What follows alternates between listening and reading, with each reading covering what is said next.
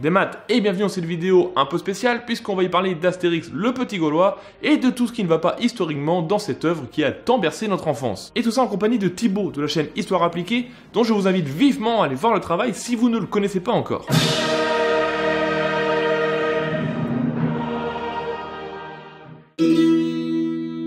Alors évidemment, Uderzo et Goscinny, lorsqu'ils ont créé Astérix en 1959, n'avaient pas pour vocation d'en faire une bande dessinée historique. Astérix et Obélix, c'est avant tout une fiction anachronique, sur le ton de l'humour, qui joue beaucoup sur l'effet miroir avec le monde contemporain. Mais le souci, c'est que l'influence qu'a eu cette bande dessinée sur le grand public est suffisamment grande pour inculquer tout un tas d'idées reçues, aujourd'hui entrées dans l'imaginaire collectif lorsque l'on évoque les Gaulois. Et des clichés sur les Gaulois et les Celtes, il y en a beaucoup. Mais alors, beaucoup. Alors vous allez me faire le plaisir d'oublier les ailes sur les casques et les gars qui vivent dans des huttes au fin fond de la forêt, et on va commencer par le commencement.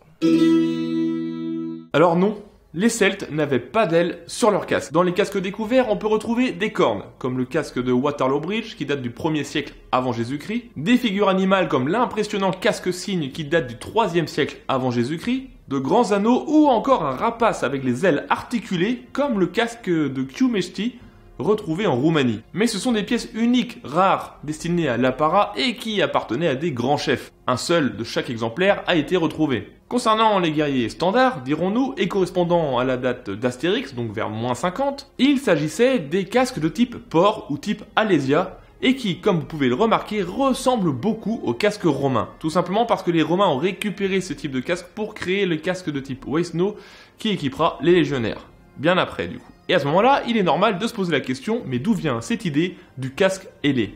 Eh ben, tout simplement des paquets de cigarettes gauloises. Le graphiste de l'époque s'est en effet inspiré de certaines interprétations historiques erronées des casques à couvre-joue. Et son célèbre dessin a donc été repris par Goscinny pour dessiner le célèbre couvre-chef du Petit Gaulois. En gros, le costume d'un combattant bien équipé de la guerre des Gaules, c'est celui que je porte ici. Vous avez d'abord des casques en fer, celui-ci est un casque de type porte, celui-là est un casque de type rouvray. Vous voyez qu'à chaque fois on a un bol en métal, avec des paragnathides, c'est-à-dire des protège-joues, et un couvre-nuque. Je porte également une cotte de maille. La cotte de maille est une invention des Celtes du Danube du 4e ou du 5e siècle avant Jésus-Christ, ce qui veut dire qu'au moment de la guerre des Gaules, c'est une technologie qui est déjà bien connue. Pour les armes classiques, vous avez évidemment le bouclier, qui est un bouclier ovale et plat, à manipule, c'est-à-dire à poignée derrière, qui permet d'être utilisé à la fois en défense, comme en attaque, en donnant des coups comme ceci. Je porte également sur le côté, et je vais vous la montrer, une épée, qui est dans un fourreau spécifique gaulois en fer, une épée à double tranchant, assez longue, et qui sert à donner des coups de tranche, majoritairement.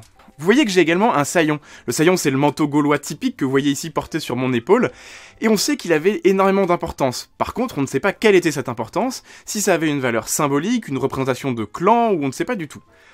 Voilà pour l'ensemble de l'équipement, en tout cas de base, et vous allez voir qu'il n'est pas si différent de l'équipement des légionnaires romains. Le légionnaire romain, il ressemble à ça. On a aussi une cotte de maille, une arme de poing qui est un glaive, une lance et un bouclier.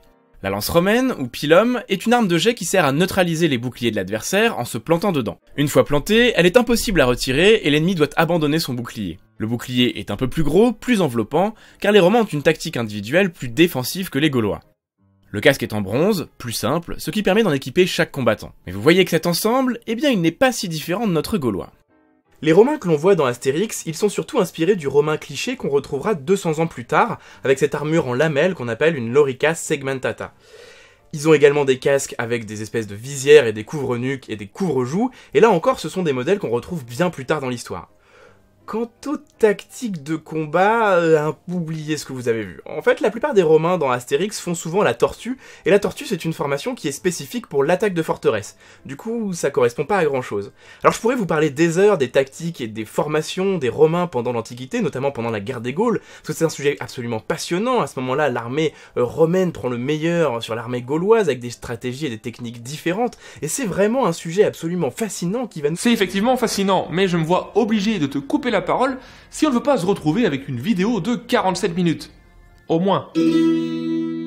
Alors Obélix qui va chasser les sangliers par dizaines dans la forêt et qui au passage fait une véritable hécatombe, c'est triste, c'est faux pour une raison toute simple. Les Celtes étaient essentiellement agriculteurs, à tel point qu'ils ont entamé une véritable déforestation et que les forêts ont reculé de près de 50% entre le début de l'âge du bronze et la fin de la guerre des Gaules. Ils cultivent des céréales avec leurs charrues et font de l'élevage de bovins, de gallinacés, de cochons et de chiens.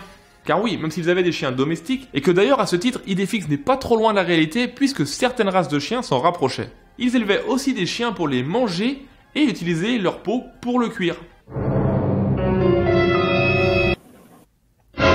Pour en revenir au sanglier, c'était un animal sacré, symbole de force et de puissance, et sa chasse était plus rituelle que nourricière. Mais pour les banquets, oui, les Celtes organisaient de grandes orgies de nourriture et de boissons, grands consommateurs de vin et de cervoise. Leur spécialité faite à base d'orge germée et de plantes aromatiques. Car je rappelle qu'il n'y avait pas doublon à l'époque par chez nous.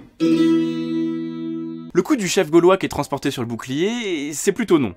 On n'a aucune source sur le sujet, si ce n'est des choses franques et mérovingiennes, c'est-à-dire bien plus tardives. En plus de ça, je suis pas sûr que ce genre de bouclier un peu fin puisse supporter le poids d'un chef gaulois en armes complètes. Pour ce qui est de l'hygiène et de la mode capillaire, la question n'est pas si évidente, d'autant plus que cette mode a dû changer au fil des époques.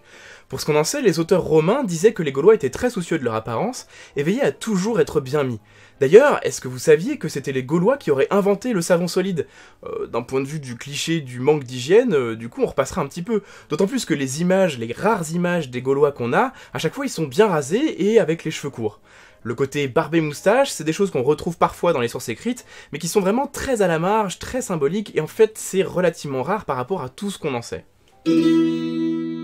Jules César n'a pas conquis la Bretagne, malgré 2 expéditions et l'établissement de comptoirs sur les côtes. La véritable conquête ne commencera que bien après sa mort. Pour reparler de cette question des sangliers, vous savez que certains chercheurs pensent que les sangliers à l'époque faisaient probablement la taille de petits poneys, et je parle pas des petits poneys d'internet, hein, je parle vraiment de poneys quoi. Donc vous imaginez chasser un truc pareil, ça devait pas être super rigolo. Du coup les Gaulois mangeaient pas forcément de sangliers, d'autant plus à cause de la valeur symbolique. César n'a pas non plus été empereur, l'appellation Empire romain ne se fera qu'à partir de -29 avec le premier empereur, Auguste. Dans Astérix, il s'agit normalement de la République romaine. Dans la série des trucs rigolos, nos amis Astérix et Obélix rencontrent à un moment les Vikings. Le truc des Vikings, c'est qu'ils vont apparaître quasiment 1000 ans après les Gaulois et qu'ils n'ont jamais coexisté. Mais c'est sympa. Et enfin, si César est venu en Armorique, ce serait pendant la révolte des Vénètes en -56, donc pas mal d'années avant Astérix. Pour finir, dites-vous bien que les Gaulois et les Romains à cette époque, ils sont beaucoup plus proches que ce que l'on imagine généralement. Les Romains importaient énormément de matières premières et de produits manufacturés de Gaule, dont les artisans étaient très réputés. Les Gaulois, quant à eux, dans les couches supérieures de la population, eh bien on estime qu'ils avaient déjà adopté un mode de vie à la romaine. Et puis le plus célèbre chef de guerre gaulois, c'est Vercingétorix, et Vercingétorix, avant d'être chef gaulois, eh bien il a servi dans les armées de César, il était officier dans les armées de César, puisqu'en fait les armées romaines utilisaient énormément de Gaulois comme auxiliaires, notamment dans la cavalerie qui était également très réputée. Donc en fait Vercingétorix et Jules César, ils se connaissaient très bien. Il est important de rappeler que Uderzo et Goscinny ont créé Astérix en 1959, et pour ce faire, ils se sont penchés, selon leur dire, sur ce qui était enseigné à cette époque-là. Et les livres d'histoire étaient en grande partie basés sur les travaux des historiens de la Troisième République comme Jules Michelet. Et évidemment dans cette idée de créer une frise chronologique mettant en avant la grandeur de la France et des peuples qui l'ont habité. Et dans ce cadre, les Celtes et les Francs étaient souvent un peu confondus pour créer cette idée de nos ancêtres les Gaulois. Donc il est normal de retrouver tout ça dans l'œuvre d'Astérix et Obélix, qui est justement basée dessus et sur l'anachronisme, ce qui n'enlève en rien des qualités divertissantes de cette œuvre que j'ai tant appréciée quand j'étais plus jeune. Voilà, cette vidéo touche à sa fin, donc je vous remercie grandement de l'avoir regardé. Je remercie évidemment Thibaut de la chaîne Histoire Appliquée d'avoir accepté d'y participer et je vous invite grandement à aller voir ce qu'il fait si vous ne le connaissez pas. En tout cas, n'oubliez pas de partager cette vidéo, de commenter en dessous, de vous abonner à ma chaîne, rejoindre sur les réseaux sociaux, me soutenir sur Tipeee. Et vous pouvez également regarder ma vidéo sur les Celtes que j'ai fait, donc j'ai essayé de faire un truc généraliste assez complet. N'hésitez pas à aller la voir. Vous trouverez tous les liens dans la description. Et sur ce, je vous dis Trugaré à Kenavo.